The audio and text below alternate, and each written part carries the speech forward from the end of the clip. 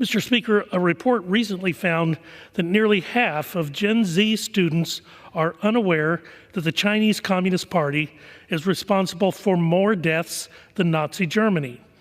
A quarter of Gen Z students hold a favorable opinion of communism, and nearly 20% think that communism is a better system of government than capitalism.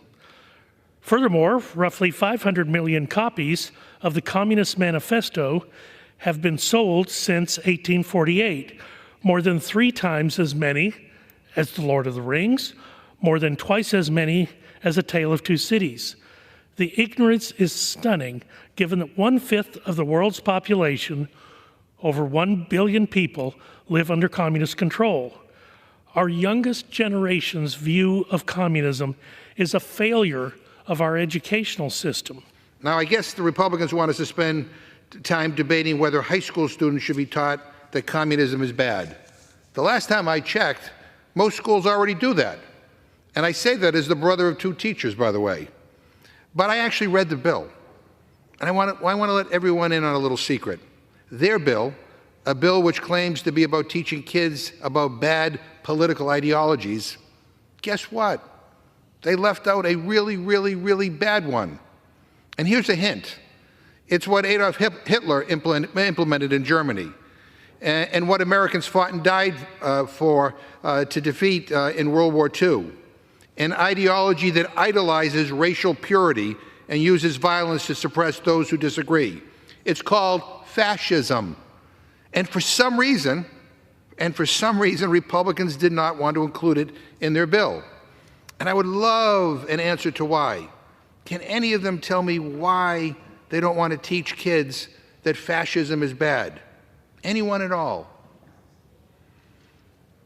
Well, the silence is deafening right now, Mr. Speaker, so let me help them out. Communism is bad. Totalitarianism is bad.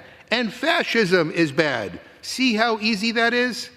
All they had to do was put it in their bill. But they didn't, and they won't, because they feel they can't. The crucial Communism Teaching Act bolsters the Victims of Communism Memorial Foundation's ability to educate high school students on facts, history, and dangers of a communist ideology. According to the foundation, communist governments have caused the deaths of over 100 million people and oppressed hundreds of millions more since the Bolshevik Revolution of 1917. I hope this body continues to show strong bipartisan support for this important piece of legislation. The second bill under consideration is the Prove It Act, which continues the House Republicans' effort to right-size the federal government and eliminates unnecessary burdens on our job creators. For too long, federal regulators have ignored or underestimated the cost that they impose on small businesses. The result is a regulatory state that is simply crushing small business. Some estimates put the regulatory toll as high as $14,000 per employee annually. This is on top of the cost of inflation, supply chain issues, energy affordability, and other burdens that the Biden-Harris administration has inflicted on our communities and our livelihoods. Today, small businesses spend over 7 times as much per employee as medium-sized businesses on regulatory compliance. When we disadvantage our small businesses, communist governments like China fill the void with their own. The Prove It Act will empower small businesses to hold regulators accountable and force them to consider the impact of the regulatory red tape that they impose. This common sense legislation makes certain that agencies are complying with their statutory obligations and accurately account for the costs of their rulemaking. I urge colleagues to support the rule and the underlying bills, and I will reserve the balance of my time. The gentleman from Texas reserves. The gentleman from Massachusetts recognized. Well, thank you, Mr. Speaker, and I thank the gentleman from Texas for yielding me the customary 30 minutes, and I yield myself such time as it may consume. The gentleman is recognized. Mr. Speaker, today we are debating 2 bills that perfectly show who Republicans in Congress really work for. And spoiler alert, it's not the American people. We're here today doing nothing to help regular people and families. Republicans just have us debating a bill to undercut our constituents' safety and a useless bill on communism. One of these bills I call the Corporate Giveaway Act. It would give massive trade associations the power to gut the very protections that keep workers safe, prevent kids from being poisoned by polluted air and water, and ensure that corporations don't cut corners on safety. Republicans say this is all about freedom. But the only people who get more freedom under this bill are CEOs flying on private jets. The rest of us are stuck dealing with higher prices and unsafe products. If you're a billionaire, this bill works for you. If you're a mom or dad in Worcester, Massachusetts, where I'm from, working 2 jobs to pay for rent and childcare, this bill doesn't do anything for you. It sells you out. And then there is H.R. 5349. Now, I guess the Republicans want us to spend time debating whether high school students should be taught that communism is bad. I personally offered an amendment by Ranking Member Scott to include fascism as one of the ideologies we condemn, and they rejected it. Every single one of the Republicans on the Rules Committee, every single one voted no. I can't think of a reason that they would do that, unless they don't agree, unless they don't think that fascism is a bad thing. I mean, you guys literally take my breath away. Mr. Speaker, and I'm going to say this again, Americans voted with their wallets in mind, and I don't blame them. But I do blame Republican leaders for bringing up this nonsense. I go out in my district and I listen to people. And you know what? They don't want to be talked down to by Republican leaders lecturing them about communism or telling us how to teach our kids. They want leaders who understand problems, leaders who understand we're sent here to talk. We're not sent here to talk at people. We are sent here to work with them to make this country a better place. So on our side of the aisle, we are listening to the struggles of working families, and we're going to fight alongside of them. Washington hasn't always worked the way it should, but we are committed to doing better because people in this country deserve better, and that means lower costs, bigger paychecks, and building an economy that rewards hard work, not wealth. And that's a fight that my colleagues and I will never, ever stop showing up for.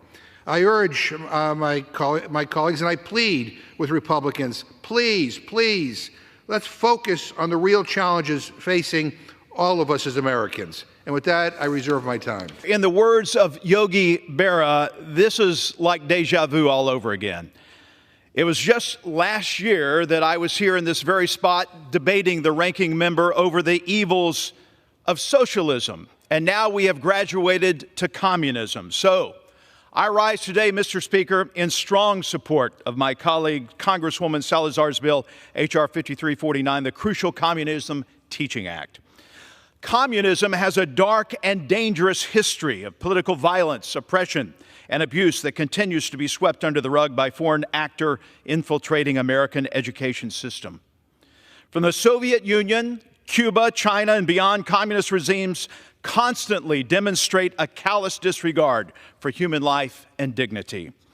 The Chinese Communist Party is actively trying to dismantle American classrooms and cover up the atrocities of past regimes in K-12 schools and college campuses.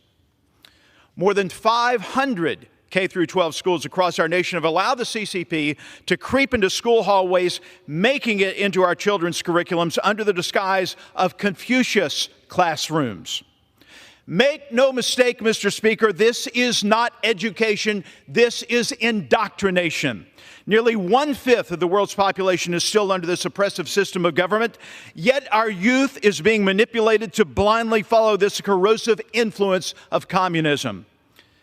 It should be alarming to our friend from Massachusetts and to every person in America, especially parents, that 28% of Gen Z hold a favorable view of the term communism. 19% of Gen Zs favoring dictatorship as the best political system. It's no surprise that communism's modern-day manifestation, TikTok, with communist-backed owners, holds influence over Gen Z. We cannot allow our schools to become breeding grounds for communist, Marxist ideologies and anti-American sentiment, Mr. Speaker. As President Reagan once said, freedom is only one generation away from extinction. Right before the gentleman spoke, I asked the question, can anybody explain to me why fascism wasn't included in this bill as one of the ideologies that we should teach our young people is a bad thing? The gentleman who just spoke went on for 4 minutes and never once answered that question.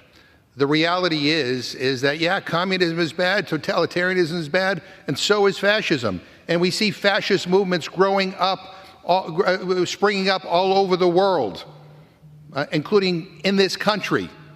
And my friends on the other side of the aisle can't bring themselves to condemn it. I don't understand this. I mean, does anyone remember World War II? It seems that for whatever reason that's something that my friends can't seem to recall. So that's the point here. Is it's what you omit, it's what you choose to protect and not include in this bill that is so disturbing in my mind. And Mr. Speaker, I'm going to urge that we defeat the previous question. And if we do, I will offer an amendment to the rule to bring up H.R. 12. A bill that would ensure that every American has full access to essential reproductive health care, including abortion care. In this country, the United States of America, we now have states with almost complete bans on abortions, like the state of Idaho. Just this week, a circuit court upheld a, quote, abortion trafficking law, end quote, ensuring that anyone in Idaho who accompanies a young woman to receive abortion care in another state gets a prison sentence. Gets a prison sentence. Thank God the judge will allow people in Idaho to simply talk with pregnant minors about abortion health care, which the original law prohibited. This is where women in this country now find themselves, Mr. Speaker. But that's why House Democrats are fighting to protect women and doctors who simply want access and provide needed care. H.R. 12, the Women's Health Protection Act, will keep fundamental health care services available across this country.